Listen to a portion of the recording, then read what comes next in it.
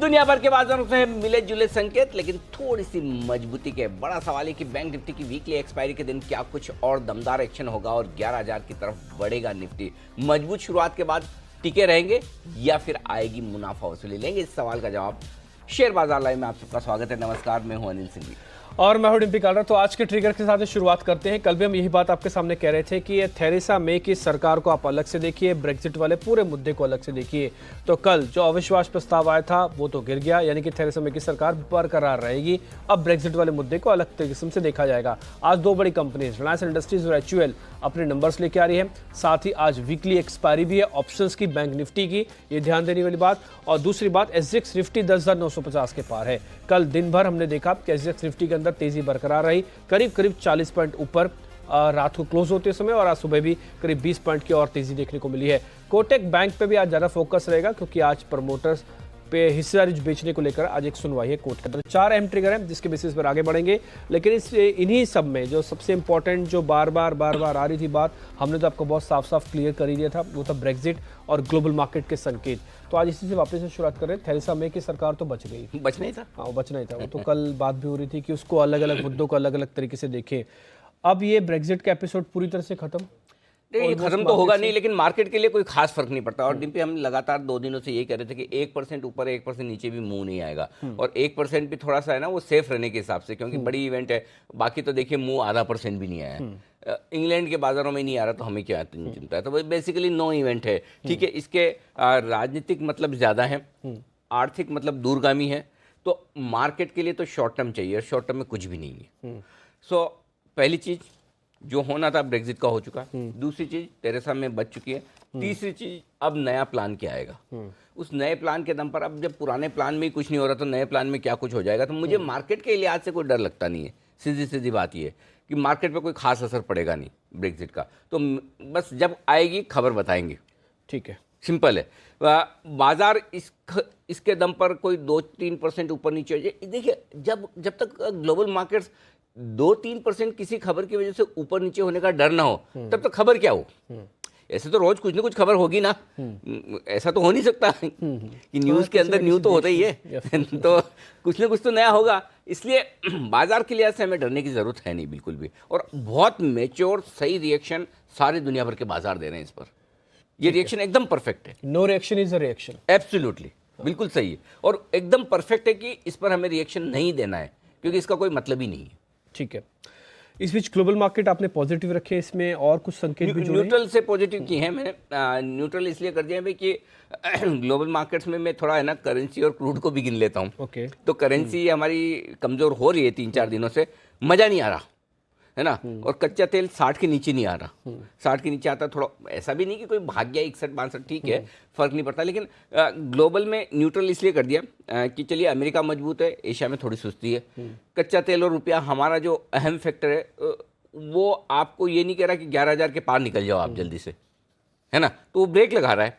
इसलिए मेरे लिए ग्लोबल संकेत न्यूट्रल है। FIs के संकेत पॉजिटिव से फिर न्यूट्रल हो गए। ये न्यूट्रल से नेगेटिव साइड पे है। जैसे ग्लोबल न्यूट्रल से पॉजिटिव साइड पर है, FI न्यूट्रल से नेगेटिव साइड पर है। घरेलू फंड्स के संकेत पॉजिटिव से न्यूट्रल साइड पर है। वायदा कारोबार के संकेत न्यूट्रल से पॉजिटिव साइड पर है। आज मैं दोनों तरफ वो रेटिंग के साथ साथ आउटलुक भी दे रहा हूँ। वही मैं बोल रही, सोच ही रहा था कि ऐसा क्यों हो रहा है आज। हाँ, और सेंटिमेंट पॉजिटिव के साथ स्ट्रॉन्ग है, और ट्रेंड पॉजिटिव के साथ स्ट्रॉन्ग की तरफ बढ़ रहा है, AAA की तरफ, बिल्कुल। ठीक है। तो ये सारे आपके लिए आज के संकेत हैं। लेकिन अच्छी चीज ये है कि कुल मिला के जितने भी संकेत है उसमें कोई बड़ी नेगेटिविटी तो कम से कम नहीं दिख रही है। कुल नेगेटिव एक भी नहीं है आज। न्यूट्रल है, पॉजिटिव होंगे और स्ट्रॉन्ग हो सकते हैं, बट ज़्यादा नेगेटिविटी मार्केट के अंदर है नहीं। अब आते हैं आज के निर्णायक लेवल पे। कल आपने एक बात बोली थी कि कल आपको वापस से 10,900 के आसपास की क्लोजिंग चाहिए, भले 10 पॉइंट भी नीचे, 10,875 के ऊपर की, 875 के ऊपर की, भले ही 900 के 10 पॉइंट नीचे भी चलेगा। कल ठीक वैसे ही मार्केट ने किया भी है। एग्जैक्टली। आज आपका कॉन्फिडेंस बना है? कल से बेहतर है, कल से और बेहतर, मजबूत है, बिल्कुल। देखिए, कॉन्फिडेंस यानी कि सेंटीमेंट कल भी पॉजिटिव था, तो आज आउटलुक पॉजिटिव से स्ट्रांग हो गया ना। तो एक नोच ऊपर आ गए हम सेंटीमेंट के लिहाज से। तो 10,890 की क्लोजिंग बहुत बढ़िया है। देखिए, ये तो हमेशा होता है कि दिन पे दिल मांगे मोर, रोज आपको कुछ ना कुछ ज्यादा चाहिए। तो अब आप पूछो मुझे आज क्या चाहिए। आज क्या चाहिए? आज क्या चाहिए? 10,910, ज्यादा नहीं, 20 पॉइंट ऊपर बंद करवा दीजिए। और अगर 10,925 करा दे तो फिर क्या कहने। मतलब बहुत, मैं आपको ईमानदारी से बताऊं कि कोई जरूरी नहीं कि हमें बहुत बड़ी बड़ी तेजी दिखे। मुझे 5, 10, 15, 25 पॉइंट की तेजी से काम चल जाएगा क्लोजिंग बेसिस पर। तो अगर क्लोजिंग बेसिस पर 10,925 के ऊपर क्लोज देते, क्या कहने, मजा ही आ जाएगा। 10,910 के ऊपर भी क्लोज देते हैं, ये सारे मैं स्पॉट लेवल बोल रहा हूँ, शॉर्ट के तो भी फर्स्ट क्लास। और कुछ नहीं, 10,875 के ऊपर की भी क्लोज देते थे, तब भी मैं निराश नहीं हूँ। तो मुझे 10,875 से 10,925 इस 50 पॉइंट की रेंज में कहीं भी क्लोजिंग चलेगी आज। ठीक है, जितनी ऊपर हो उतनी बढ़िया। कल थे तो ऊपर, लेकिन कल हम क्लोज करने में थोड़े विफल हो हाँ, तो ये तो होगा। देखिए, हम लगातार कल कितनी बार कहा 10,925 जितना मुंह से निकला, मतलब 108 बार माला हो गई उसकी एक तरह से आप देखो तो। इतनी बार बोल दिया 10,925, 10,925, और एक्चुअली वहां जाकर रुका है ना, वो लेवल अहम है। पिछली बार जब आपने तेजी बनाई 10,925 पे 2 बार जाकर अटके, 10,910 की हाईएस्ट क्लोजिंग मिली है। तो मैं ये डेटा जो दे रहा हूँ कोई ऐसा 400 में देख नहीं पाता, जो याद है वही बता रहा हूँ कि कहाँ पर बाजार पहले अटका था। इसलिए ये लेवल अहम है। तो आज भी 10,900 निफ्टी के लिए निर्णायक लेवल है। ठीक है, 10,900 के ऊपर है तो बहुत ही बेहतरीन है, 10,900 के नीचे तो ऐसा कोई मतलब ऐसा बहुत खराब हो ऐसा नहीं है। लेकिन मुझे ये तो डिसाइड करना पड़ेगा ना किस लेवल के ऊपर मैं बहुत अच्छा हूँ। ठीक है, आइए 10,900, 27,500 बैंक निफ्टी पर है। बैंक निफ्टी पर कल बैंक निफ्टी ने कोशिश तो की है अपनी पिछड़न को थोड़ा कम करने की, जो परसों दिखी थी। परसों बैंक निफ्टी ने अच्छा नहीं किया, तो कल थोड़ी कोशिश की है। अब वही वाली बात है कि आज क्या बैंक निफ्टी 27,500 के ऊपर टिक पाता है। कल 27,550 के आसपास पहुंचे, लेकिन आधा दिन आपने 27,500 के नीचे ही बिताया। तो 27,500 के ऊपर जो कॉन्फिडेंस थी वो दिख नहीं रहा। ठीक है, अब वीकली एक्सपायरी का दिन है, कुछ तो होगा। क्या होगा मैं थोड़ा डेटा में आगे बताऊंगा। फिलहाल निफ्टी की ट्रेडिंग रेंज, ठीक है, 10,850, 10,925, ये छोटी ट्रेडिंग रेंज है निफ्टी की। 2-5 पॉइंट छोड़ दीजिए, ज़्यादा सेफ रहना चाहें 10,930 गिन लीजिए। 10,825 से 10,950 ये 125 अंक की मीडियम रेंज है, और 10,800 से 10,975 ये है एक्सट्रीम रेंज। ज़्यादा से ज़्यादा ये वाली है। अभी आज मैं इन संकेतों के बीच में 11,000 जाने के मूड में नहीं हूँ। कल भी नहीं था, आज भी नहीं हूँ। 11,000 जाने के लिए मुझे सिर्फ ग्लोबल मार्केट से काम नहीं चलेगा डीपी। मुझे थोड़ा कच्चा तेल और रुपया भी कंफर्ट लेवल में चाहिए।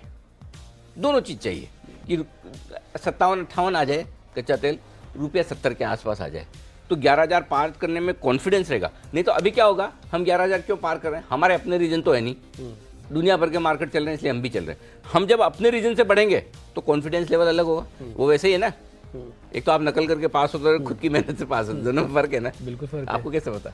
नहीं, कॉन्फिडेंस आता है ना। अब नकल करके पास करते हैं तो आपको कॉन्फिडेंस कभी नहीं आएगा, भले नंबर आ जाए। एग्जैक्टली, बस वही वाली बात है। तो ये है, तो आप अपनी मेहनत से अपने संकेतों के दम पर जब आगे बढ़ेंगे तो उसका मजा अलग है।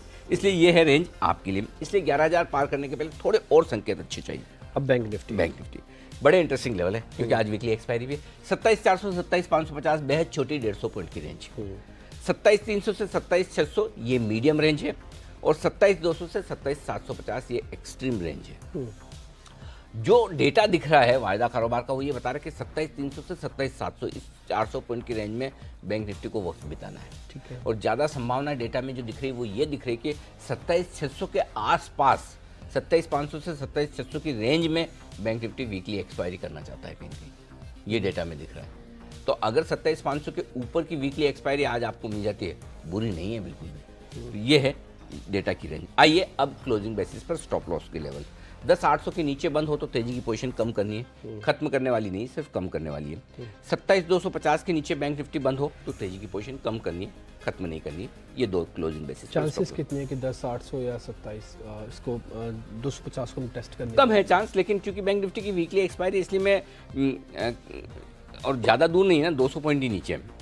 वैसे तो लग नहीं रहा कि इन दोनों के नीचे निफ्टी तो नहीं लग रहा कि 10,800 के नीचे बंद होगा। बैंक निफ्टी को लेकर मैं कॉन्फिडेंटली नहीं कह सकता। ये बुधवार कल पूछा होता तो मैं कह देता है इन्हीं डेटा पर कि नहीं बंद होगा 27,250 के नीचे, लेकिन वीकली एक्सपायरी के दिन थोड़ा इतना बोल्ड कॉल लेना जल्दबाजी है। चांस कम है, 25-30% ही चांस है, लेकिन है तो सही, आप रूल आउट नहीं कर सकते। हाँ, एक और चीज़ है, क्योंकि अर्निंग्स भी चल रहे हैं, दो बड़ी कंपनीज के नंबर्स हैं, रिलायंस इंडस्ट्रीज, HUL के। तो ये सारा फैक्टरिंग है इस समय 10,800 के अंदर कि 800 अगर सपोर्ट है। ये अच्छा सवाल पूछा आपने। क्या फैक्टरिंग है? दो चीज़ फैक्टरिंग है कि रिलायंस के नंबर्स बहुत अच्छे नहीं आएंगे, और लीवर के नंबर ठीक ठाक है, बहुत तगड़े नहीं है। 8 8.5%, ज़्यादा से ज़्यादा बेस्ट केस सिनेरियो में 9.5% वॉल्यूम ग्रोथ। तो ये बहुत अच्छी बात है कि दोनों ही दिग्गजों से अच्छे रिजल्ट्स की बहुत ज़्यादा उम्मीद है नहीं। ऐसे में लीवर तो मार्केट्स में आ जाएंगे, लेकिन रिलायंस कल आएगा, आई मीन शाम को आएगा, तो कल उसका असर होगा। तो ये मेक और ब्रेक जो है ना, आपको 11,000 का चाहिए, वो रिलायंस के रिजल्ट से होगा।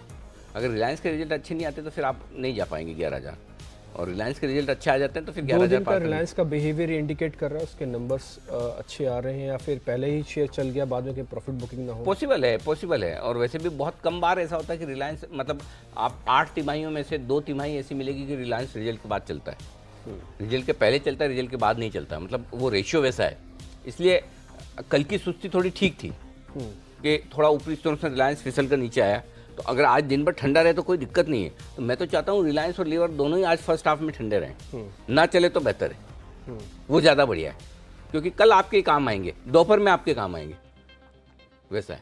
तो लीवर में अगर 10% के ऊपर की ग्रोथ आ गई ना डिम्पी, तो वो बहुत अच्छी रहेगी। हाँ, ठीक है। इस बीच आप कंजम्पशन की बात पहले भी बता रहे थे कि सेक्टर रहेगा। खैर, अब निफ्टी पे वापस से लौटते हैं एक बार, आज की बाय रेंज और आज की सेल रेंज। देखो, 2 तरीका है, या तो आप है ना जहाँ खुले वहीं खरीदेंगे, जो मैं 9:08 पे बताऊंगा, तब आपका स्टॉप लॉस होगा 10,850 का, या हो सकता है मैं रिवाइज। फिलहाल मैं जो ग्लोबल माहौल को देखते हैं, क्योंकि हांगकांग कभी 150 नीचे हो जाता है, कभी 50 हो जाता है, तो ऊपर नीचे तो होगा, 9 बजे क्या होगा पता नहीं, ठीक है।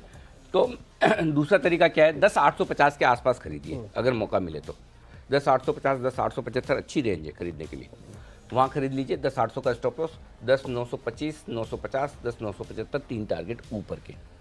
और अगर खुलते ही खरीदते हैं तो 10,850 आपका स्टॉप लॉस होगा। कहाँ खरीदेंगे, ये सारी स्ट्रेटेजी जो एक्चुअल है वो 9-8 पे आपको मिल जाएगी, जहाँ मार्केट सेटल होंगे। बेचना है, बिल्कुल बेचना है, मौका मिलेगा कि नहीं पता नहीं। 10,900 कल भी हम बात कर रहे थे कि देखिए 10,925 पे बेचना है, 10,975 पे बेचना है, ये पता नहीं, ये सिर्फ पता नहीं। हाँ, और नहीं होता, क्योंकि मार्केट यू नेवर नो कहाँ से घूमेगा, वो आपको स्क्रीन देखनी होती है। ट्रेडिंग है ना, फुल टाइम जॉब है, पार्ट टाइम नहीं कि खाली वो ट्विटर पे या फेसबुक पे स्ट्रेटेजी पढ़ ली और या वीडियो देख लिया और उससे दिन भर काम है। चीज़ें बदलती है, लेवल्स बदलते हैं, कई सारी चीज़ें आती। तो अगर आपको ट्रेड करना है तो फिर उसको पार्ट टाइम जॉब के तौर पे मत कीजिए, स्पेशली डे ट्रेड। 10,975 11,000 लेवल मिलेगा तो पक्का शॉर्ट करेंगे। 10,925 के टारगेट के लिए 11,050 आपका स्टॉप लॉस, ठीक है। ठीक है। अब बैंक निफ्टी में अगर बाय करना हो तो फिर रेंज और रेंज के साथ स्टॉप लॉस। बैंक निफ्टी खरीदना है, 2 तरीके हैं। खुलते ही खरीदेंगे तो 27,400 स्टॉप लॉस होगा, छोटा वाला। लेकिन ज़्यादा बेहतर तरीका है 27,250 से 27,350 की रेंज मिले वहाँ पर खरीदिए। 27,150 well defined clear cut perfect stop loss है, बहुत बढ़िया। और 27,450, 27,550 और हो सकता है 27,700 भी मिल जाए ऊपर। ये एक्सट्रीम एम्बिशियस टारगेट है और वो इसलिए रख रहा हूँ, वीकली एक्सपायरी कुछ भी हो सकता है, ठीक है ना। ये है बैंक निफ्टी पर। शॉर्ट करना है, बिल्कुल 100% करना है। 27,600 27,700 की रेंज में शॉर्ट करना चाहिए। 27,750 आपका स्टॉप लॉस है। 27,500 और 27,400 तक के टारगेट के लिए इंटरेस्टिंग होगा बैंक निफ्टी का एक्शन। और बैंक निफ्टी आज बड़े मूव के लिए तैयार हो सकता है, बड़ी बात नहीं है। 2 दिनों से बहुत टाइट रेंज में ट्रेड कर रहा है। देखिए कल बैंक निफ्टी मुश्किल से 150 पॉइंट में ट्रेड किया, परसों मुश्किल से 125 पॉइंट में ट्रेड किया। तो खुलने के बाद छोटी रेंज ये बता रही कि इसको एक्शन तो दिखाना है, और एक्शन दिखाने के लिए एक्सपायरी से बढ़िया दिन क्या होगा। तो बैंक निफ्टी में थोड़ा इंटरेस्टिंग हो सकता है मामला, ठीक है। अब बैंक निफ्टी के अंदर एक बार सेल के टारगेट आप मेरे को वापस बताएं, अगर सेल करना हो तो बैंक निफ्टी कुछ गड़बड़ दिया है। हाँ, सेल के अंदर अगर सेल में 27,500 और 27,400 2 टारगेट है, ठीक है। हाँ, 27,600 पे से 27,700 की रेंज में बेचना है। 27,500 और 27,400 आपका टारगेट है, ठीक है। 500-400 का टारगेट है, 27,750 से एक स्टॉप लॉस होगा। ये निफ्टी के बाय सेल के सौदे अब आपके सामने हैं। अब वैसे 2 शेयर ही हैं एफ एंड बैन में, वैसे मैं आपको बता दूं, वो है अदानी पावर और जेट एयरवेज। उसके अंदर किसी तरह का कोई बदलाव नहीं। अब आते सीधा सेक्टर्स पे, और उसके बाद में फिर एफआईज और एफ एंड ओ के आंकड़े भी आपके सामने रखूंगा। सेक्टर्स आज के सेक्टर में 2 सेक्टर है, 2 सेक्टर भी नहीं, सब सेक्टर हैं। प्राइवेट बैंक्स और उसमें भी मिड कैप प्राइवेट बैंक, जिसको मैं थोड़ा चल रहे थे। हाँ, कल भी अच्छे। ये बाय ऑन डिप्स हैं फिलहाल, मोस्ट ऑफ द स्टॉक्स, ज़्यादातर मिड कैप प्राइवेट बैंक्स और मिड कैप आईटी शेयर, जो हम लगातार कह रहे हैं। देखिए एनआईटी टेक वगैरह क्या किस तरह से कल अच्छा एक्शन हुआ, थोड़ा और बढ़ सकता है। तो मिड कैप आईटी शेयरों में थोड़ी खरीदारी हो सकती है। तो ये 2 सेक्टर हैं जो गिरावट में खरीदने हैं, अपने लेवल से अच्छे से देख के ले लीजिए। ठीक है। अब आते हैं आज एफएमसीजी नहीं दिया मैंने। हाँ, आज एफएमसीजी वर्चुअल के नंबर की वजह से 2 दिन से बढ़ गया एफएमसीजी सेक्टर, और थोड़ा सा मैं लीवर के रिजल्ट देखना चाहता हूँ। कि लीवर के रिजल्ट मेक और ब्रेक वाला मामला है। लीवर के रिजल्ट अच्छे आ गए तब तो मौका नहीं मिलेगा, और लीवर के रिजल्ट थोड़े भी कमज़ोर आए, समझिए आप 6-7% की वॉल्यूम ग्रोथ देखते हैं, तो फिर आपको अच्छे सस्ते मिल जाएंगे। तब भी लेना है FMCG, तब ITC, मेरिको, डाबर जैसे शेयर लेंगे, लेकिन थोड़ा लीवर का रिजल्ट देख के लेंगे। ठीक है, इस बीच FIs और F&O के आंकड़ों पे भी एक बार बात कर लेते हैं। पहले जरा FIs के आंकड़ों पे, इसमें क्या किया जाए? न्यूट्रल है थोड़ा। हाँ, न्यूट्रल इसलिए किया कि देखिए, एक तो कैश में 90 करोड़ की बिकवाली की, छोटी है, बड़ी नहीं है, और सामने स्टॉक जो खरीदा है वो 170 करोड़ के आसपास का, तो नेट वैसे तो स्टॉक में खरीदारी है, लेकिन इंडेक्स बहुत बेच डाले इन्होंने। 800 करोड़ से ज़्यादा का इंडेक्स बेचा है कल, तो ये समझ में आ गया कि अहम लेवल के आसपास आते ही एक ही दिन में वापस इंडेक्स बेच भी दिया है, तो थोड़ा सा ऊपर में आपको सावधान रहना है। घरेलू फंड ने 300 करोड़ की खरीदारी की, आंकड़े ठीक है उनके, कोई दिक्कत वाली बात नहीं, इसलिए FIs के आंकड़े न्यूट्रल है और घरेलू फंड के मैंने पॉजिटिव साइड पर रखे हैं। ठीक है, अब आते हैं जरा F&O के आंकड़े, ये बड़ा इंपॉर्टेंट होगा। खासकर मेरे को ये समझना है आपसे कि हम बार बार निर्णायक लेवल 800, 700 से 800, 800 पे, अब 900 पे आ रहे हैं, इसमें क्या शिफ्ट हुआ है, क्या चेंज हुआ ऑप्शंस के अंदर? चेंज देखिए डिम्पी, एक चीज़ ही चेंज हुई है, और वो है कि 10,900 निर्णायक लेवल बना रहे, वो इसलिए कि अब 10,900 के पुट ऑप्शन में 23 लाख शेयर हैं और कॉल ऑप्शन में 26 लाख शेयर हैं, जो मैं लगभग बराबर मानता हूँ, 2-3 लाख में कोई खास फर्क नहीं पड़ता, इसलिए 10,900 के ऊपर हैं। तो फ़ायदा क्या है? ऐसा नहीं कि 10,900 के ऊपर होते आप बड़े बुलिश हो जाएंगे, या 10,900 के नीचे आते बहुत ख़राब हो जाएंगे, लेकिन 10,900 के ऊपर टिके रहने में एक फ़ायदा है, और वो फ़ायदा है कि 10,800 का जो कॉल ऑप्शन बेचा हुआ है लोगों ने, 19 लाख शेयर हैं, शॉर्ट पोजीशन जो है, वो सोचेंगे अब कवर करें, और 10,925 के पार निकल कर टिके जो कल नहीं कर पाए, तो फिर हो सकता है 10,900 के कॉल राइटर भी सोचेंगे कि अभी कवर करना है या 11,000 तक का इंतजार करना है। ये सवाल तो आएगा ना मन में। हाँ, फ्रेश मेरा शॉर्ट तो नहीं एक करेंगे। सवाल थोड़ा रॉ हो सकता है कि कब शॉर्ट्स, जिन्होंने भी शॉर्ट्स किया, कॉल राइटिंग किया, उनको लगेगा भाई अब तो बेचो, नहीं तो अब मरेंगे, वो लेवल कौन सा है? मतलब जिन्होंने भी कॉल राइट की हुई है, कॉल बेचे हुए, मंदी की हुई है, उनको कब ऐसा लगेगा कि अब बेचो, इस कॉल राइट से सिस्टम से बाहर आ जाओ? मतलब कॉल जो बेची हुई यानी कि शॉर्ट की हुई, उसको काट लो, उसको काट को, उसको खत्म करो, क्योंकि बाजार अब चलने को है। कब उनको किस लेवल पे आके पता लगेगा कि हमको मंदी अब खत्म कर लेंगे? हाँ देखो, जो समझदार कॉल राइटर है वो तो 10,925 के ऊपर स्पॉट पे निफ्टी टिक गया तभी अपनी शॉर्ट काट लेंगे। जो अड़ियल, अरुगेंट, नकटे, मतलब जो कहते हैं कि नहीं हम तो झुकेंगे, सर कटा लेंगे, झुकेंगे नहीं, लेकिन कट जाए वो लोग 11,000 के ऊपर काटेंगे। अच्छा, वो 11,000 के ऊपर काटेंगे, हो सकता है 11,000, 11,050 के ऊपर फिर काटेंगे। फिर वो उनको काटने के लिए कितने पॉइंट लगेंगे मालूम है? 150 पॉइंट। उसे कटेगा ही नहीं। हाँ, तब 150 पॉइंट लगेंगे निफ्टी काटने में उनको, तो 11,150, 11,200 वो लेके जाएंगे। तो जो मतलब कवरिंग और कटिंग दोनों में फ़र्क है, है ना? कवरिंग तो मतलब ठीक है, इज्जत से भाई हमारा ट्रेड गलत पड़ गया, हम मान लेते हैं गलती हो गई, चलिए काट लेते हैं, ये तो होती है कवरिंग। कटिंग तो है कि भाई क्या हो जाएगा, कहाँ चले जाएगा निफ्टी होके, क्या हो जाएगा, 1 लाख हो जाएगा क्या, वापस तो इसको 8,000 आना ही है वापस। वो लोग है ना, वो कटते हैं, ऐसा है। हाँ, फिर उनको आंखें बंद करनी पड़ेगी, जो रेट जा रहा है। हाँ, बस फिर सर झुका लिया, आ रही है तलवार, कटना ही वैसा हाल है। लेकिन ज़रूरी नहीं, देखिए दोनों तरह के ट्रेड सही होता है। अब आप पिछले 3 दिनों में देख लीजिए, कुणाल जी एक्सट्रीम बुल हैं तो वो भी सही पड़े हैं, आशीष जी ने एक मंदी की बात की थी, विश्वेश जी ने, तो वो भी सही पड़े हैं। तो दोनों तरफ 200 पॉइंट का मूव निफ्टी दे देता है, आपको खेलना आना चाहिए। अब जरा F&O के आंकड़ों पे हाँ, तो एक तो 10,900 निर्णायक लेवल है, 10,800 बड़ा सपोर्ट लेवल है, क्योंकि 35 लाख शेयरों का ओपन इंटरेस्ट पुट में है, तो 10,800 के नीचे की क्लोजिंग की जो आप बात कर रहे थे, नहीं के बराबर है उसकी संभावना आज। प्रीमियम घटी है 42 पॉइंट से 31 पॉइंट की, और वो इसलिए क्योंकि FI ने थोड़े से इंडेक्स शॉर्ट किए हैं। अब आइए बैंक निफ्टी। बैंक निफ्टी में एक इंटरेस्टिंग डेटा है, बहुत सबसे काम का डेटा है डिम्पी, वो देखना चाहिए, और वो है 27,700। हाईएस्ट ओपन इंटरेस्ट कॉल्स में 27,700 पर आ गया। तो कहीं कहीं ऐसा लग रहा है 27,700, 27,750 जो पिछले हफ्ते का हाई है बैंक निफ्टी का, वो आज एक्सपायरी के दिन पार नहीं हो पाएगा हमसे। तो अपसाइड दिख रही है कि कहाँ तक हो सकती है, मैक्सिमम 27,700, 27,750, कितनी भी शॉर्ट कवरिंग करा लो, कितना ही जोर लगा लो, आप इसके ऊपर जा नहीं पाएंगे। तो वहां पर आते ही आपको प्रॉफिट बुकिंग भी कर लेनी है और शॉर्ट भी करना है, अगर मौका मिले तो, आता है तो। ये एक बड़ा चेंज दिख रहा है। 27,700 के कॉल ऑप्शन में 10 लाख शेयर हैं बैंक निफ्टी में, कम नहीं होता, 4 लाख कल ही जुड़े, तो बढ़िया मंदी वाली पोजीशन में नहीं है। और थोड़ा ऊपर जाओगे तो 27,800 पे भी 4 लाख शेयर कल जुड़े हैं, 10 लाख है, तो 20 लाख शेयर 100 पॉइंट की रेंज में पार नहीं हो पाएगा। बैंक निफ्टी में उतनी ताकत है ही नहीं, शॉर्ट कवरिंग से भी नहीं होगा। तो मुझे अपसाइड साफ दिख रही। अब आइए निर्णायक लेवल है 27,500 का, क्योंकि 27,500 के पुट में 5 लाख शेयर और कॉल्स में 8 लाख शेयर है। बड़ा 8 लाख शेयर कॉल बेचे हुए, मंदी की पोजीशन है। तो आपको ताकत दिखाने के लिए बहुत जरूरी है कि 27,500 के ऊपर टिके। नहीं टिकेंगे तो नीचे की रेस खुल जाती है। नीचे 27,200 और 27,300 की रेंज में बहुत मजबूत सपोर्ट है, वहाँ 16 लाख शेयर खुले हुए हैं आपके। तो इसलिए बहुत बैंक निफ्टी में आज बड़े दिनों बाद बहुत अच्छे आपको याद है कल या परसों में बात कर रहा था कि लेवल ही ढंग के नहीं मिल रहे, लेवल नहीं आ रहे थे। आज बैंक निफ्टी में बहुत परफेक्ट अच्छे लेवल मिले। मतलब कभी कभी डेटा एकदम आपको इतना सही लेवल दिखाते हैं कि एनालिसिस करने में मजा आ जाता है। तो वो आज वैसे डेटा मिल रहे हैं मुझे। ठीक है, इंटरेस्टिंग। अच्छा, प्रीमियम यहाँ भी घटी 118 से 73 पॉइंट। अच्छा, जबरदस्त घट के आई है प्रीमियम, और 77,000 शेयर जुड़े, यानी कि शॉर्ट्स कल बने हैं बैंक निफ्टी में।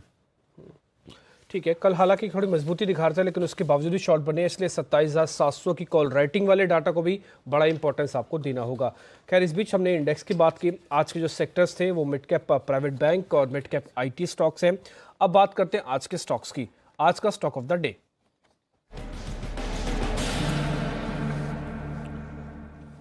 आज सबसे ज़्यादा क्रिटिकल ही बैंक निफ्टी है, देखना उसका बिहेवियर। और आपने आज एक banking stock he stock of the day में चुना है, और जो कि वेटेज भी रखता है। बड़ी मुश्किल से चुना है आज, तो मतलब स्टॉक ऑफ द डे ढूंढने में पसीना आ गया सीरियसली।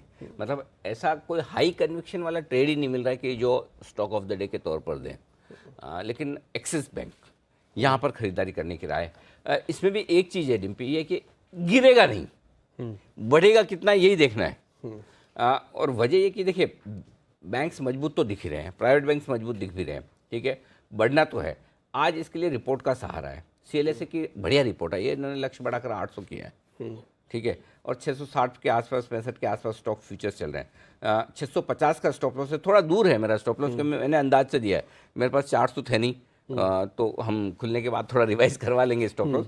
लेकिन 675 680 10 से 15 रुपए की तेजी तो आराम से एक्सिस बैंक में बन सकती है आज। तो आज इसमें खरीदारी करने की राय है स्टॉक ऑफ द डे के तौर पर। ठीक है, एक्सिस बैंक पे आप रखें ध्यान। वैसे इसी से ही एक सवाल मेरे मन में हो रहा है कि ICICI बैंक को सब लोग बुलिश है, हाँ। एक्सिस पे आज आपने स्टॉक ऑफ द डे दिया है, HDFC टूटा नहीं इस बीच, SBI की कल परफॉर्मेंस ठीक थी। अगर ये 4 ही चल गए तो फिर बैंक निफ्टी को कौन रोकेगा चलने से? बात सही है आपकी, सब कुछ ये भाई प्रॉब्लम क्या है, सब कुछ ठीक होते हुए चल नहीं रहा बस, हाँ, है ना। कभी कोई रोक लेता, कभी कोई रोक लेता है। अब देखते हैं आज हो सकता है आज बैंक निफ्टी खींच ले पूरा का पूरा। 2 दिनों की अंडर परफॉर्मेंस है, बढ़ जाए तो बढ़ भी जाए, यू नेवर नो। आज तो दिन बैंक निफ्टी का ही है, गुरुवार है। गुरुवार का गुरु बैंक निफ्टी है। इंटरेस्टिंग। तो गुरुवार का गुरु है बैंक निफ्टी। आज देखते हैं बैंक निफ्टी का बिहेवियर कैसे रहता है। इस बीच इंस्टीट्यूशनल की तरफ से कुछ सेल के आंकड़े भी हैं बैंक निफ्टी पे, लेकिन हाँ दम इसी में ही सबसे ज़्यादा भी दिख रहा है अलग अलग तरीके से। इस बीच पूरी रिसर्च टीम मेरे साथ जुड़ चुकी है।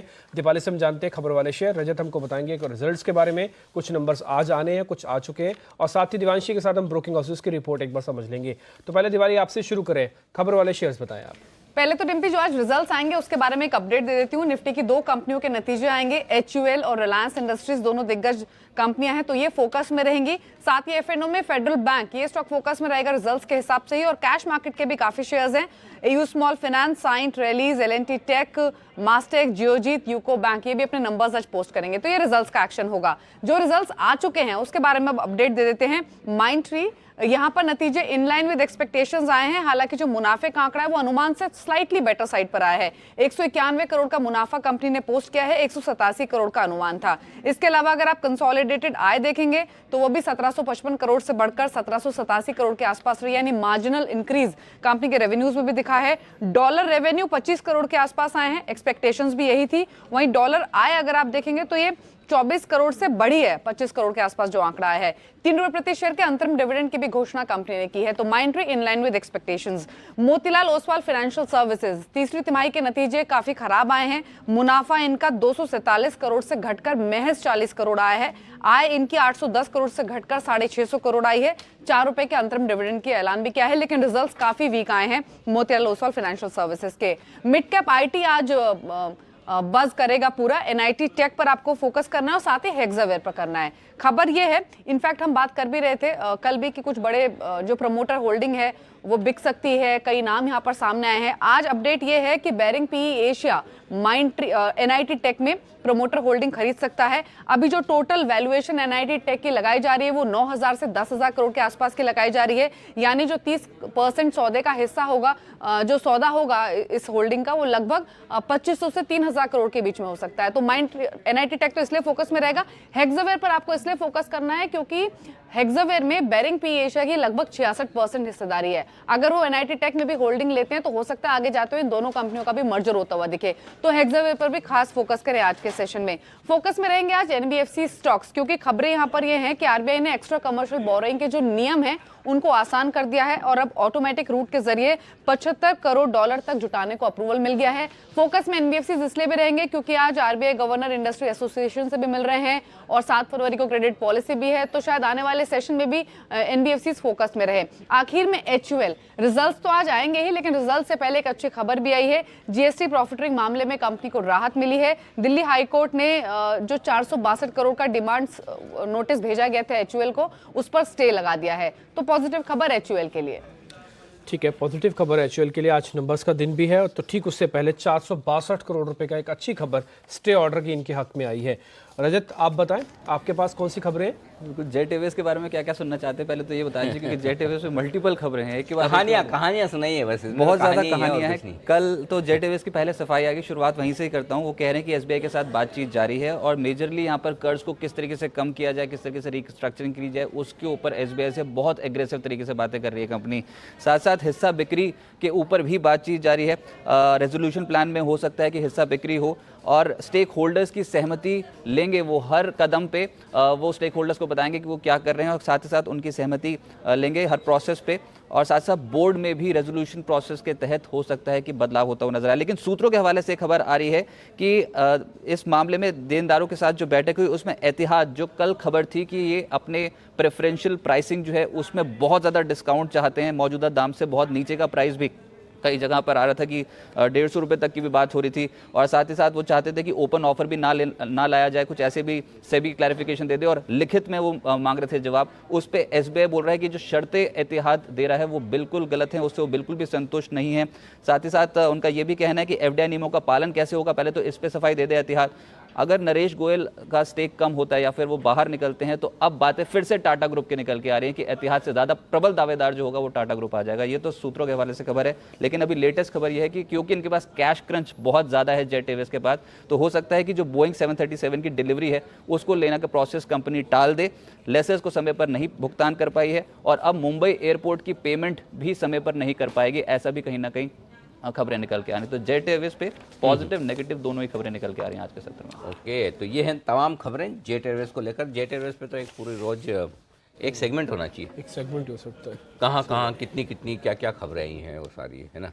तो जेट के अलावा भी और कोई खबरें हैं या हाँ सर, आज तो बहुत ट्रैक हो रहा है। एक स्टॉक वो है कोटक महिंद्रा बैंक, क्योंकि बॉम्बे हाई कोर्ट में है इनकी सुनवाई। जो प्रमोटर हिस्सा घटाने के ऊपर जो मामला चल रहा है उस पर सुनवाई 31 दिसंबर की डेडलाइन ऑलरेडी जो है वो मिस हो चुकी है। आरबीआई ने प्रमोटर को हिस्सा घटाने के तरीके पर सवाल उठाए थे। आज देखते हैं कि क्या अपडेट निकल के आता है। सबसे ज़्यादा फोकस में आज जो कोई बैंकिंग स्टॉक है वो कोटक महिंद्रा बैंक ही है। इसके अलावा अदानी पोर्ट्स एक और, जहां पर प्रमोटर ने लगभग 1.13% गिरवी हिस्सेदारी छुड़ाई है। सोमवार को प्रमोटर ने जो गिरवी रखे शेयर्स थे उनको रिलीज किया है। अच्छा, इनसाइडर ट्रेडिंग कुछ और भी हुई जिसमें आरती इंडस्ट्रीज प्रमोटर्स ने 38,000 शेयर्स जो हैं वो बेचे हैं और जो तारीख बताई गई है एक्सचेंजेस पे वो 10 से 11 जनवरी के बीच इन्होंने अपना स्टेक जो है वो कम किया है। इसके अलावा एडवांस्ड एंजाइम टेक्नोलॉजीज, जहां पर प्रमोटर ने हिस्सेदारी कम की है, 1 लाख शेयर्स जो हैं वो उन्होंने बेचे हैं। पीयूष राठी ने, जो कि प्रमोटर्स हैं, 14 जनवरी तारीख है जहां पर ये हिस्सा कम किया गया है। और एक है एस्टर डीएम हेल्थ केयर, जिसमें 16,500 शेयर्स कंपनी के खरीदे हैं प्रमोटर ने 15 जनवरी को। ठीक है, ये कुछ फंड एक्शंस भी है जो आपके सामने हमने रखा है। लेकिन इस बीच आज सुबह हमने जो आपके सामने स्टॉक ऑफ द डे रखा उसमें सीएलएसए की एक रिपोर्ट आई है एक्सिस बैंक को लेकर। दिवांशी के पास पहले वही समझ लेते हैं कि सीएलएसए की रिपोर्ट में क्या लिखा गया है, क्यों इसको 800 रुपए तक के टारगेट दिए गए इस रिपोर्ट में। दिवांशी बताएं आप जरा। बिल्कुल, वो ये मान के चल रहे हैं कि यहाँ पे एक्सिस बैंक काफ़ी फेवरेबल पोजीशन में है, क्योंकि टॉप मैनेजमेंट में काफ़ी बदलाव किए जाएंगे अभी भी, जिसको देखना काफ़ी इंटरेस्टिंग होगा। और यही नहीं, यहाँ पे बदलाव के बाद क्या स्ट्रैटेजी होगी, इस पर बहुत ज़्यादा फोकस होगा। सब लोग, जो मार्केट है वो बहुत पॉजिटिव है और एक बार जो क्लैरिटी आती है स्ट्रैटेजी पे, उसके बाद शेयर को और सहारा मिलने की ही उम्मीद वो यहाँ पे मानी जा रही है। यही नहीं, वो ये भी मान के चल रहे हैं कि FY19 में जो प्रोविजंस है वो काफ़ी कम होते हुए दिखेंगे और जो प्रोविजन साइकिल है वो काफ़ी बेहतर होगी और असेट क्वालिटी में यहाँ पे काफ़ी सुधार दिखेगा FY19 से। तो इसको लेकर वो काफ़ी पॉजिटिव है। आपको बता दूं पिछले एक महीने में स्टॉक लगभग 8.5% चल चुका है और 21% अपसाइड के लक्ष्य वो यहाँ पे सुझा रहे हैं। एक बैंक को क्या चीज चाहिए? सिर्फ 3 ही चीज। पहली, वेल डिवर्सिफाइड मैनेजमेंट, दूसरा स्ट्रेटजी बिल्कुल नीट एंड क्लियर और तीसरा उसकी एसेट क्वालिटी सुधर जाए। तो तीनों ही चीजें इस रिपोर्ट के अंदर लिखी हैं जो CLSA के अंदर है। इसलिए 800 का टारगेट 21% का राइज, आज का स्टॉक बनना ये अपने आप में इंपॉर्टेंट था। CLSA की और क्या रिपोर्ट है दिवांशी? इंडिया स्ट्रैटेजी पर रिपोर्ट है और ये कह रहे हैं कि यहाँ पे जो पब्लिक सेक्टर बैंक्स हैं या पब्लिक सेक्टर जो कंपनीज हैं उसको अवॉइड नहीं करना चाहिए। काफी कंपनियां PSU सरकारी कंपनियां, उनको अवॉइड नहीं करना चाहिए। और ये आज क्या तारीख है? 17। और हमने ये कहा है कि इस महीने जनवरी का महीना सिर्फ और सिर्फ सरकारी कंपनियों का है। और ये पहली लाइन देखते ही मेरा तो दिल खुश हो गया। अब CLSA कह रहा है कि इस PSU को अनदेखा नहीं करना। कहाँ कर रहे हैं भाई? हम तो रोज PSU पे कोई न कोई PSU पे एक न एक ब्रेकिंग स्टोरी आ रही है कि PSU में क्या हो रहा है। अब इन्होंने बोला कि PSU में रिस्क रिवॉर्ड आकर्षक है। धन्य हो, आपको भी पता चल गया। बताइए। और वो ये कह रहे हैं कि 50 निफ्टी के मुकाबले 50% के डिस्काउंट तक भी कोई स्टॉक अवेलेबल है। तो उनको यहाँ पे ONGC, NTPC ये दोनों स्टॉक है और कोल इंडिया ये तीनों उनकी पसंदीदा स्टॉक्स हैं। और यही नहीं, पब्लिक सेक्टर बैंक्स में SBI उनकी फेवरेट है। और यहाँ पे सिटी की भी SBI पे रिपोर्ट है। जिस तरह से यहाँ पे एस्सार स्टील के रेजोल्यूशंस पर बातें चल रही है तो ये मान के चल रही है कि पॉजिटिव है। और यहाँ पे जो टोटल रेजोल्यूशन का अमाउंट है वो लगभग 62% माना जा रहा है कुल वैल्यू का। तो ये SBI के लिए पॉजिटिव है। तो आज 2 रिपोर्ट्स हैं SBI पर। और इसके अलावा माइंडट्री, थोड़े से यहाँ पे मिक्स्ड रिव्यूज आ रहे हैं ब्रोकरेज हाउसेस की तरफ से। बहुत ज़्यादा ब्रोकरेजेस खुश नहीं है माइंडट्री के नतीजों से, पर उसके बावजूद यहाँ पे जो रेटिंग है वो यहाँ पे डाउनग्रेड नहीं कर रहे हैं। पर मैक्वारी ने यहाँ पे अपग्रेड किया है, लेकिन लक्ष्य वहाँ पे 910 का दे रहे हैं। और ये मान के चल रहे हैं कि जो आय आई है और जो मुनाफा आया है वो इनलाइन आता हुआ दिखा है। तो FY20 तक यहाँ पे जो ओवरऑल मुनाफा है वो थोड़ा सा सुधरता हुआ दिखेगा। लेकिन क्रेडिट स्विस यहाँ पे अपने लक्ष्य घटा रहे हैं। तो थोड़े से मिक्स ब्रोकरेज हाउसेस की रिपोर्ट्स हैं माइंडट्री पर। और आखिर में स्टील सेक्टर पर HSBC की रिपोर्ट आई है जहाँ पे सेल को उन्होंने डाउनग्रेड किया और टाटा स्टील को उन्होंने जो रेटिंग है बरकरार रखी है, लेकिन जो लक्ष्य है वो उन्होंने 890 से घटाकर 600 तक के किए हैं। ठीक है, बड़ा लक्ष्य घटाया यहाँ पे HSBC ने। टाटा स्टील का तो सीधा 890 से 600 कर दिया। हालांकि है बाय रेटिंग, फिर भी 600 का टारगेट दे दिया और सेल का भी सीधा टारगेट को 50% से घटा दिया। ये बहुत लेट नहीं, मतलब मेरे को लगता है तो इनके एनालिस्ट छुट्टी पे गए होंगे पहले, बहुत दिनों बाद आए वापस। 51-50 लगा चुके हैं। इनका टारगेट है 57 का। तो टारगेट कहाँ, टारगेट से तो और ऑलरेडी नीचे जा चुके हैं ये शेयर। उल्टा अब तो डिस्काउंट पे मिल रहे हैं 7 रुपए। कहावत बदलनी चाहिए, देर आए दुरुस्त आए नहीं, देर आए और दुरुस्त भी नहीं आए। वैसा हाल है। एनीवे, चलिए रिपोर्ट तो आ चुकी है। आइए शामिल करते हैं एक्सपर्ट्स को हमारे साथ। हमारे सारे एक्सपर्ट जुड़ रहे हैं। राकेश बंसल और कुणाल सरावगी हमारे साथ दिल्ली स्टूडियो से जुड़ चुके हैं और मुंबई स्टूडियो में हमारे साथ है धर्मेश कांत साहब। आप सबका स्वागत है। धर्मेश जी, शुरुआत कीजिए। 3 स्टॉक्स पे नजर है आपकी, खरीदारी बिकवाली छोड़ दीजिए वाली, एक बार बताइए फोकस में क्या है आपके? देखिए, फोकस में BFSI सेगमेंट है। अच्छा। और उसके अलावा वो सारे स्टॉक्स जो किसी इवेंट से परे रहे, कंटिन्यूअस कंसिस्टेंट बेसिस पे जिनका बिजनेस चल रहा है, वहाँ पर मुझे लगता है कंजम्पशन थीम जो इंडिया में है वो चलती रहेगी। इसमें इलेक्ट्रिकल गुड्स हो गए, कंज्यूमर वाइट गुड्स हो गए, AC, रेफ्रिजरेटर, फ्रिज, बिजली कंपनियाँ और स्पेशलिटी केमिकल। ये जो ऐसा सेगमेंट है जहाँ पर आपको ट्रैक्शन मिलता रहेगा, एग्रो केमिकल स्पेस में मिलता रहेगा, FMCG में मिलता रहेगा। HUL का नतीजा भी है और मुझे लगता है कि HUL काफ़ी अच्छे नंबर्स के साथ आने चाहिए। 8 से 10% के आसपास वॉल्यूम ग्रोथ होना चाहिए, 2-3% का ब्लेंडेड रहना चाहिए। तो ये कंसेक्यूटिव क्वार्टर होगा जहां उसके नंबर्स काफ़ी स्ट्रॉन्ग आएंगे। ROEs तो 90-100 के आसपास की ROEs रहती है HUL में और कैश फ्लो ट्रैक्शन काफ़ी स्ट्रॉन्ग रहता है। वैल्यूएशंस के हिसाब से हमेशा से मजबूत रहा है, वो हमेशा हायर एंड पे ही ट्रेड करेगा। हम लोगों ने अपने क्लाइंटों को कुछ समय पहले जब 1600 के आसपास चल रहा था तो एज ए इन्वेस्टमेंट बाई करवाया था एट 1600 प्राइस, 2400 के टारगेट के साथ। और इनका जो मर्जर होगा, आई मीन ग्लैक्सो को जो खरीदा है, तो वहाँ पर भी इनका ट्रैक्शन बढ़ेगा। ठीक बात है। ये आज नंबर से पहले भी अपने क्लाइंट्स को कुछ और पोजीशंस बढ़वाई है कि पुरानी वाली पोजीशंस ही है? देखिए, कल तो बाई करवाया था, BTST के तौर पर भी बोला था कि बाई करके चलो। आज तो अब जाएंगे तब करवाएंगे ना। अभी तो मार्केट खुला भी छोड़ोगे तब तो। आइए, लेकिन आज आपको कहाँ पोजीशंस बताने के लिए तैयार है कुणाल जी और राकेश जी। Rakesh ji, good morning. बताइए सर, लिस्ट में सब खरीदारी वाले हैं ना? बिल्कुल अनिल जी, खरीदारी वाले हैं और पहला एक बाई कॉल आईजीएल पर है। आईजीएल पे खरीदारी की राय है। 265 का स्टॉप लॉस है, 289 का टारगेट है। दूसरा एक बाई कॉल पेट्रोनेट एलएनजी पर है, जहां पर नीचे में 213 के अराउंड स्टॉक ने एक अच्छा बेस बनाया है। 213 का स्टॉप लॉस लगाएं, 230 के टारगेट के लिए इसको बाय करें। और एक कैश सेगमेंट से एलएनटी इन्फोटेक, इसको पहले भी एक दो बार मैंने रिकमेंड करा और हर बार स्टॉक में एक बढ़त देखने को मिली है, इसको भी बाय करके चले 1700 के स्टॉप लॉस के साथ 1890 के टारगेट के लिए। ठीक है, एल&टी इन्फोटेक, इस पे आपको ध्यान रखना है। 1890 का टारगेट है। पेट्रोनेट एलएनजी हो गया और एक आईजीएल है। तीनों शेयर आपको बाय के तौर पर है बंसल जी की तरफ से। कुणाल जी गुड मॉर्निंग, आपकी तरफ से आज के शेयर सर। दो काउंटर्स डिम्पी जी जहां पर खरीदारी करनी है, जिसमें सबसे पहले इंडिया बुल्स हाउसिंग, जिसमें कल हमने एक तेजी बनते हुए देखी थी। मुझे लगता है एक बुलिश फ्लैग पैटर्न का ब्रेकआउट कल क्लोजिंग बेसिस पर यहां पर कंप्लीट हो गया है, तो इंडिया बुल्स हाउसिंग फाइनेंस लेना चाहिए। 855 रुपए का लक्ष्य होगा, 812 रुपए पर स्टॉप लॉस रखना है। और दूसरा काउंटर है स्ट्राइड्स फार्मा, जिस पर पहले भी मैं खरीदारी की राय दे चुका हूं और हमारे सारे लक्ष्य पिछली बार इसमें हासिल हुए थे। मुझे लगता है कि कल ये काउंटर कुछ सुस्त था, लेकिन ब्रेकआउट अभी भी कायम है, इसलिए इन स्तरों पर बाय करें। 515 रुपए पर स्टॉप लॉस रखें, 540 का लक्ष्य हो। तो स्टार फिर से बनेगा स्टार परफॉर्मर, ये कह रहे हैं कुणाल जी। आईबुल हाउसिंग, ये इंटरेस्टिंग है।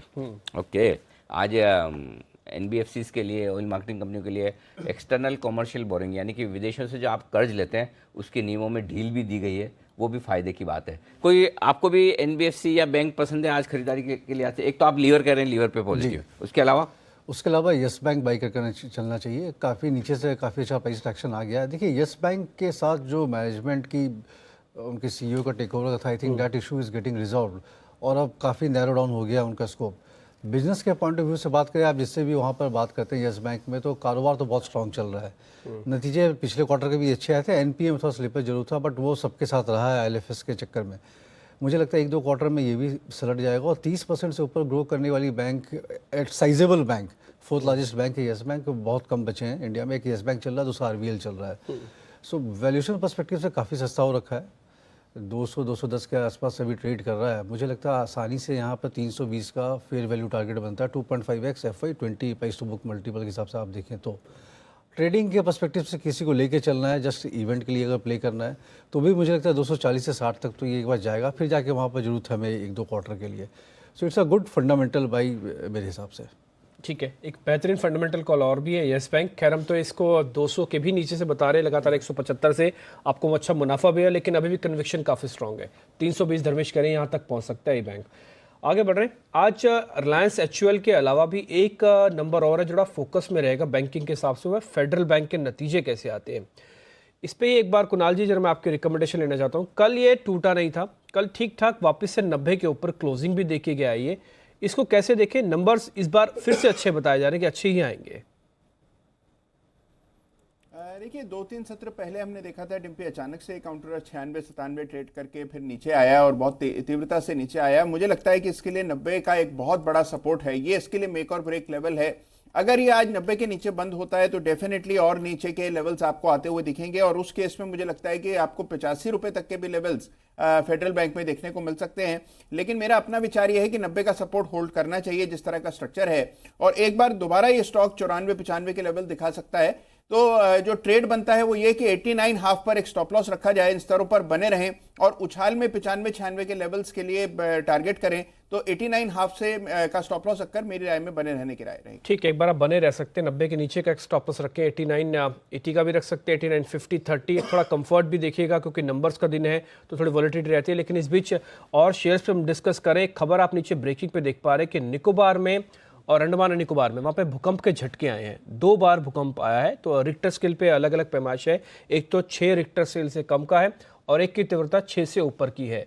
हालांकि वहाँ पे रिसाइड नहीं है, ज़्यादा लोग रहते नहीं हैं, हाँ, लेकिन फिर भी क्योंकि भारत के मेन भाग से बहुत पास है तो उसका असर कई बार वेव्स के तौर पर, आपको सुनामी के तौर पर आपको कई बार दिखा भी है। जब इंडोनेशिया सुमात्रा में भी भूकंप आया था तब सुनामी की बात भारत तक हुई थी बात। तो इसलिए इस सेकंड अगली बात क्या आती है मेट्रोलॉजिकल डिपार्टमेंट से, एक बार वो देखना होगा। लेकिन इसके बारे में सिर्फ आपको जानकारी दे रहे हैं, ये 5.6 तीव्रता का पहला झटका निकोबार में और दूसरा तीव्रता वो 6 रिक्टर स्केल के ऊपर का है। तो ये थोड़ा सा ध्यान में रखने वाली बात है। हालांकि 7 के ऊपर के 7 रिचर के स्केल ऊपर पे ज़्यादा खतरा चिंता वाला होता है, लेकिन फिर भी ये खबर है। लेकिन इस बीच एक और खबर है जो थोड़ी राहत देने वाली, वो है हांगकांग से आती हुई। हांगकांग का मार्केट अब हैंग सेंग 50 अंक ऊपर होता हुआ दिख रहा है, हरे निशान में लौटा है। जो थोड़ी देर पहले सुबह 150 अंक नीचे था, 150 अंक से देखिए अब 50 पॉइंट ऊपर की तरफ आता हुआ दिख रहा था। हांगकांग में शानदार रिकवरी होती हुई और दिखी है। चाइनीज मार्केट भी ऑलमोस्ट फ्लैट हो गया अब। हाँ, चाइनीज मार्केट बेहतर हो गया। शंघाई चाइना की तेजी हो या मंदी, चाइना का माल टिकाऊ होता ही नहीं है कुछ भी, है ना। ना तेजी टिकाऊ है ना मंदी हाँ, टिकाऊ एक किस्म से हांगकांग भी उन्हीं का ही बाजार है। हाँ बिल्कुल। ट्रेडिंग हब तो है उनका हांगकांग। ओके, चलिए आइए कुछ और स्टॉक जिस पे फोकस करते हैं। जेट एयरवेज, धर्मेश जी करना क्या है इसमें, या कुछ नहीं करना है? बेहतर है कि कुछ ना करें। ऐसा कुछ तो करो। 240-50 में बुरा क्या है? मतलब ये 270 तो है कैश में, फ्यूचर में 240 है, 30 रुपए का डिस्काउंट करीबन चल रहा है, 30 तो कुछ कोई खरीदे भी नहीं बिल्कुल। मेरे हिसाब से तो नहीं खरीदना चाहिए। अच्छा, बिकॉज वो it's a sell on all rise. अच्छा। अगर शॉर्ट करके आप चल रहे हैं, इसको उल्टा खेल रहे हैं कि 20-30% की अगर ट्रैक्शन आ जाए किसी न्यूज़ फ्लो पे, वहाँ शॉर्ट करते हो तो पैसे जरूर बन रहे हैं। पिछले 4-6 महीने में तो यही ट्रेंड देखा गया है। और फंडामेंटली देखिए अनिल जी, जब सैलरी पेमेंट की प्रॉब्लम आ जाती है ना, that is the last thing किसी कंपनी में होता है। और उस वहाँ से निकल के एक नॉर्मल बिजनेस ग्रोथ करना इज़ डिफिकल्ट। सो $30-32 जब क्रूड ऑयल चलता था, तब इनकी मैक्सिमम प्रॉफिटेबिलिटी थी 5 से 6%। सो आपको लिमिट तो पता चल गया कि आप कितना ज़्यादा पैसा कमा सकते हैं बेहतरीन इन्वायरमेंट में। डिफ़िकल्ट इन्वायरमेंट में तो लॉसेस ही रहते हैं। तो इतिहाद ने बहुत डिफ़िकल्ट डील डाला है इनके सामने, बट उसने फिर फ्लोज सेट कर दिया है। डिफ़िकल्टीज है उसमें काफ़ी। ठीक है, आज खबरों वाले शेयर्स के अंदर सबसे इंपॉर्टेंट था HUL, जिसके बारे में चर्चा हुई। फेडरल बैंक की हमने बात कर ली है, इसके अलावा जेट के बारे में चर्चा हुई। लेकिन एक और इंपॉर्टेंट चीज़ है जो आज बैंक निफ्टी के लिए बड़ी इंपॉर्टेंट है, या फिर बैंकिंग स्टॉक्स के लिए, वो है ऑप्शंस की एक्सपायरी का आज होना। इसलिए रजत ने पूरी रिसर्च करके वापस करीब 10-12 एक्सपर्ट से बातचीत करने के बाद एक बेहतरीन सा पोल आपके सामने रखा है, ताकि आपको इसके बारे में रणनीति पता लग पाए। तो रजत बताएं, पोल क्या कह रहा है? जी, बहुत बड़ी तेजी की संभावना ज़्यादा जानकार नहीं बता रहे हैं। वो इसलिए क्योंकि 27,700 की जो कॉल है वहाँ पर सबसे ज़्यादा ओपन इंटरेस्ट खड़ा हो गया, जो पहले 28,000 की कॉल पे बिल्डअप था। अब 10 लाख शेयर्स का बिल्डअप है 27,700 की कॉल में, और कल ही 4 लाख शेयर्स जुड़े हैं। दिक्कत ये हो गई कि सिर्फ मैं भी अनिल जी को सुन भी रहा था कि 27,700 की कॉल पे 4 लाख शेयर्स हैं, उसके अलावा 27,800, 27,900 यहाँ पर भी पौने 4 लाख शेयर्स कल ही के ट्रेडिंग सेशन में जुड़े हैं। यानी कि फ्रेश राइटिंग के सौदे हायर लेवल्स पे ज़्यादा हैं। ज़्यादातर जानकार जो पोजीशन बना रहे हैं 27,500 से 27,600 इसी रेंज के लिए प्ले कर रहे हैं। 43% जानकार मान रहे हैं कि 27,500 27,600 के लेवल के बीच में यहाँ पर एक्सपायरी या फिर आज का दिन ज़्यादातर दिन गुजरता हुआ नजर आएगा। इसके नीचे की संभावना भी है, 27,400 से 27,500 की प्रोबेबिलिटी 28% जानकारों की, और 15% बोल रहे हैं कि 27,600 से 27,700 की रेंज पे कटेगी। उससे ऊपर 27,700 के लेवल के ऊपर की प्रोबेबिलिटी सबसे कम बताई जा रही है, 14%। कोई शॉर्ट कवरिंग अगर मार्केट पे आई तभी कोई बहुत बड़ा कुछ मूव देखने को मिलेगा, लेकिन बहुत ही एक लैकलस्टर ट्रेड, एक रेंज बाउंड मूवमेंट, एक ठहराव हो सकता है कि निफ्टी बैंक पे आज के सत्र पे देखने को मिले। ठीक है, एक बड़ा हिस्सा तो मार्केट का यही कह रहा है, या तो हम 27,500 के आसपास रुकेंगे, अगर पार हो गए तो 27,500 से 600 के बीच में फिर रुक जाएंगे। इसलिए 50% से ज़्यादा हिस्सा इसी में आके रुक रहा है इस पोल का। तो उम्मीद कर सकते हैं कि आज 27,600 के ऊपर शायद बैंक निफ्टी आपको ना जाए। आप जो भी पोजीशन बना रहे हैं, खैर हम तो आपके साथ रहेंगे, लेकिन फिर भी शुरुआती तौर पर अगर कोई पोजीशन है, इस चीज़ को मद्देनजर ध्यान में जरूर रखा जा सकता है। जय ठक्कर इस बीच मेरे साथ जुड़ चुके हैं। रजत, शुक्रिया आपका ये पोल देने के लिए। जय, गुड मॉर्निंग। आपकी तरफ से आज के ट्रेड कौन से हैं? फिर मैं जरा बैंक निफ्टी भी आपसे बात करूंगा, लेकिन पहले आपके ट्रेड आप बताएं। आप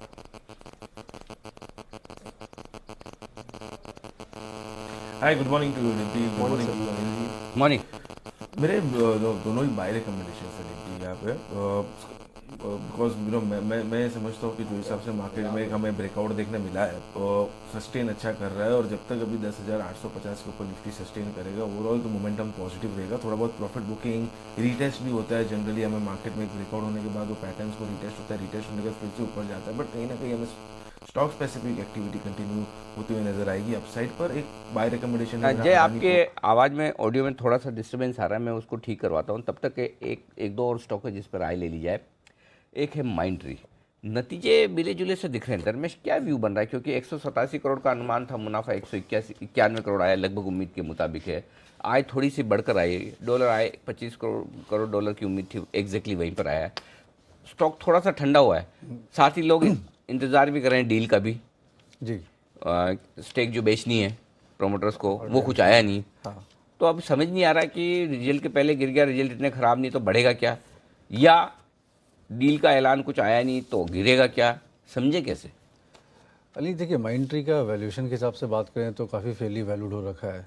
इसमें जो रनअप था 500 के पास जब मिल रहा था 450 500 पे, वहाँ पर काफ़ी डीप वैल्यू जरूर था। और इनके जो दो सब्सिडरीज थे फॉरेन में जो लिए थे, प्रॉब्लम वहाँ से आ रही थी, वो सॉर्टेड हो गया।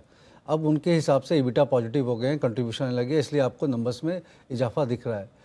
जहाँ तक डील का है तो मुझे नहीं लगता कि कोई खास प्रमोटर जो चाहते हैं उस हिसाब से इनको डील मिलेगा, because IT as a space में डिजिटाइजेशन थीम था, वो इंडियन कंपनी जितना कर सकती थी कर चुकी। यहाँ से अब 10-12% के आसपास एक नॉमिनल ग्रोथ जो है वो मिलेगा। तो मुझे लगता है डील इनको लिक्विडिटी मिल नहीं रहा है, इसलिए डिले हो रहा है। एक दूसरा, यहाँ पर सप्लाई ओवरहैंग रहेगा शेयर प्राइस में, और करेक्शन मुझे ज़्यादा लगता है rather than upside momentum.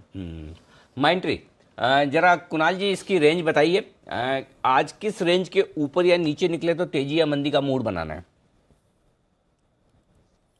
Anil ji देखिए, ये 871 के ऊपर निकलेगा तभी मुझे लगता है तेजी करनी चाहिए, उससे पहले तेजी की राय नहीं है। और नीचे मुझे लगता है कि ये 800 के नीचे निकलेगा तब इसमें बड़ी मंदी बनेगी। तो अगर आप देखें तो 870 से 800 की रेंज में ये फंसा हुआ है और रेंज के भी मध्य में ट्रेड कर रहा है। तो इस फिलहाल इन स्तरों पर मुझे नहीं लगता कोई ट्रेड बनता है। 800 के नीचे मेरी शॉर्ट की राय रहेगी और 870 के ऊपर मेरी खरीदारी की राय रहेगी। फिलहाल के लिए अवॉइड करने की राय रहेगी। ठीक है बंसल जी, कल आपने एक शेयर दिया था, उसका नाम था अदानी पोर्ट्स, और वो कल जैसे आपने दिया तभी मेरे को लग रहा था कि इसके पीछे खबर कुछ ना कुछ जरूर आएगी। आपने एकदम से अलग थलग होकर शेयर को चुन लिया था। कल डे हाई पे बंद हुआ। अब खबर आई कि प्रमोटर ने करीब 1% रखी अपनी गिरवी हिस्सेदारी, उसको छुड़ा लिया है। आज और चलेगा ये? डिम्पी, बिल्कुल स्टॉक ऊपर में चलना चाहिए। 395 397 के लेवल्स मुझे लगता है देखने को मिलेंगे, और कल क्लोजिंग बेसिस पे देखें तो हमें ब्रेकआउट देखने को मिला है। अगर हल्की फुल्की करेक्शन में स्टॉक 384 385 के अराउंड मिलता है तो वहां पे लेना चाहिए। इसके अलावा कल NIT टेक के अंदर भी काफ़ी ज़बरदस्त मूव आया, और आज फिर से खबर है कि बेरिंग PE की कंपनी में इस तरह खरीदने की खबरें हैं। शुरुआत में पहले 30% का सौदा होगा, फिर 2500 करोड़ दिया जाएगा, यानी कि बड़ी खबरों के साथ थोड़ा अब आगे बढ़ता हुआ दिखेगा। कुणाल जी, एक बार इस पर आपकी रिकमेंडेशन NIT टेक पे, कल आपकी तरफ से भी ये दी गई कॉल थी। देखिए डिम्पी, बिल्कुल हमने कल खरीदारी की राय दी थी और मैं आज भी उस राय पर कायम हूं। मुझे लगता है कल का स्ट्रक्चर बहुत शानदार है, कल की क्लोज भी बहुत अच्छा हुआ है, और अगर आप इसका लॉन्ग टर्म चार्ट इवेल्युएट करते हैं डिम्पी तो वो भी काफी दमदार नजर आते हैं। मुझे लगता है कि पहला रेजिस्टेंस 1250 पर है और 1250 इस काउंटर ने पार कर लिया तो फिर मुझे लगता है कि 1350 के लेवल्स भी आपको NIT टेक में देखने को मिलेंगे। तो मुझे लगता है डेफिनेटली जिन्होंने कल खरीदा था उनको आज भी होल्ड करना चाहिए, और स्टॉप लॉस समय समय पर ट्रेल करते चलें। 1250 पहला पड़ाव होगा। ठीक है, हमने खैर इन्फोसिस के जब नंबर्स आए थे तब भी आपके सामने ही बात रखी थी कि शायद KPIT के नंबर्स आपको थोड़े निराश करें, लेकिन हाँ NIT टेक के नंबर्स काफ़ी बेहतरीन आएंगे। और अभी आप देखिए KPIT कल 5-6% नीचे था, लेकिन NIT टेक लगातार मजबूत होते हुए दिख रहा है। अब खबर भी इसके साथ जुड़ गई है। जय ठक्कर हमारे साथ हैं। जय, एक बार अपनी आप ट्रेड बता रहे थे, जरा पहले वो ट्रेड बताएं। बिल्कुल डिम्पी, अडानी पोर्ट्स मेरा फर्स्ट बाय रिकमेंडेशन है। इसमें लास्ट आवर में बहुत ही एक अच्छा हमें ब्रेकआउट देखने मिला था, बहुत ही अच्छा एक बिल्डअप देखने मिला था, मोमेंटम काफ़ी स्ट्रांग हो चुका था, और फाइनल आवर में जो हिसाब से स्टॉक में बाइंग आई, क्लियरली एक डाउनवर्ड स्लोपिंग चैनल में से भी टेक्निकली ब्रेकआउट आया। तो मुझे ऐसा लग रहा है कि जो हिसाब से लॉन्ग पोजीशन से यहाँ पे बिल्डअप हुई, जो हिसाब से टेक्निकली भी एक ब्रेकआउट हमें देखने मिला, पूरे चांसेस है कि इसके जो प्रीवियस हाइज है वो निकल जाएंगे ये स्टॉक में। एज ऑफ नाउ तो शॉर्ट टर्म में मुझे लग रहा है कि दो टारगेट्स बनकर आ रहे हैं, 370 397 और 399, ये दो टारगेट्स बनकर क्लियरली आ रहे हैं। स्टॉप लॉस रहेगा 385 का। बट डिम्पी, एक खास बात ये भी है स्टॉक की कि अगर 401 के लेवल्स निकलते हैं तो फिर से वहाँ से बाय रिकमेंड होगा और वहाँ से और मोमेंटम हमें बढ़िया देखने मिलेगा। तो this is a very strong candidate long side पर। और सेकेंड है कंटेनर कॉर्पोरेशन।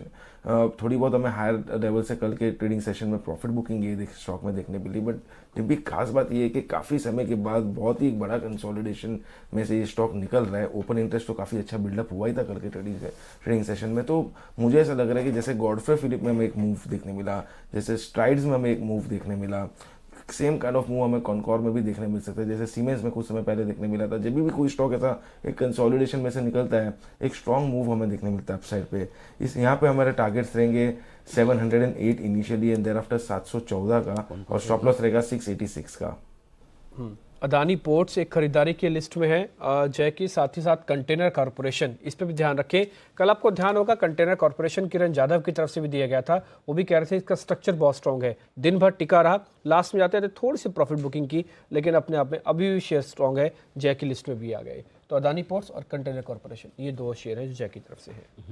अदानी, तो 2 स्टॉक्स यहाँ पर एक्शन वाले भरपूर नजर आ रहे हैं। आइए कुछ और स्टॉक्स है जहाँ पर एक्शन हो सकता है, उन पर फोकस किया जाए। SBI सिटी की तरफ से भी रिपोर्ट आई है, 345 का लक्ष्य है। CLSA ने कहा कि हमें भी पसंद है। जय, आपको भी पसंद है क्या SBI? कल हालांकि खुला मजबूत, दिन के अंत में थोड़ा नीचे भले आया, लेना है इसे?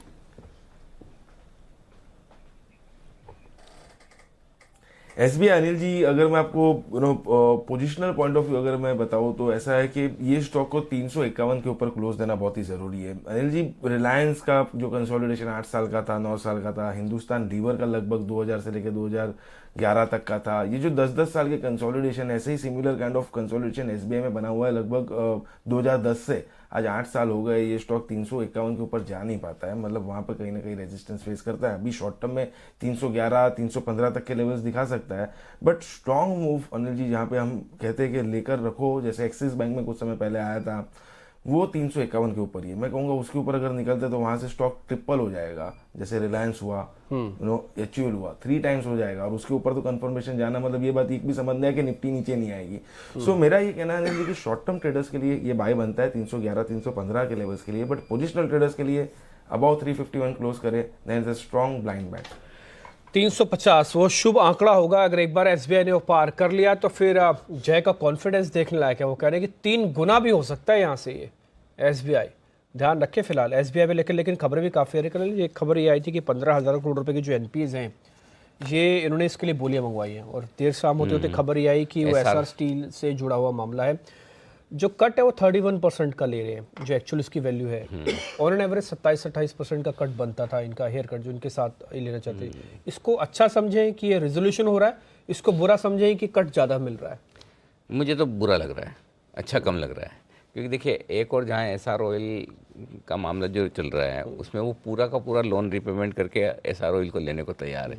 इसका मतलब अगर प्रोमोटर्स चाहें तो यहाँ पर भी पूरा पैसा आ सके। ग्रुप तो सेम है ना, तो फिर ज़्यादा कट लेके SBI को क्यों करना चाहिए? शायद इंतजार करें तो, बट एनीवे देखिए, हम लोग इस चीज़ के एक्सपर्ट नहीं है, सिंपल हम एक राय दे सकते हैं।